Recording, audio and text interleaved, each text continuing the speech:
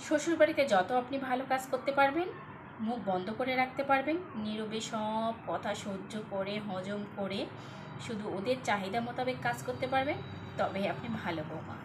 যদি কখনো ভুল করে ওদের কথার উত্তর দিয়েছেন, তো শুরু হয়ে গেল আপনার নামে এতদিনের যে ভালো কাজ করেছেন, এত সুনাম আছে আপনার, আর ওই সুনামটা থাকবে না।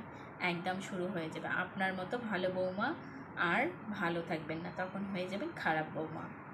এতটুকু শুধু স্বার্থে আঘাত লাগবে, আপনাকে কথা বলতে ছাড়বে না। কোনো কাজে যদি দেখা যায় আপনি কাজ করতে পারছেন না, শুরু হয়ে যাবে শাশুড়ির কত রকমের গালিগালাজ, কত রকমের ভালোবাসা। তার ঘরে যে একজন মেয়ে আছে, সেও যে একদিন পরের ঘরে যাবে, বউ হবে, সেও যদি এইরকম ভুল ভ্রান্তি করে, তাকেও যে দু চারখানা কথা শুনতে হবে, সেটা একবারের জন্যও ভাবে না।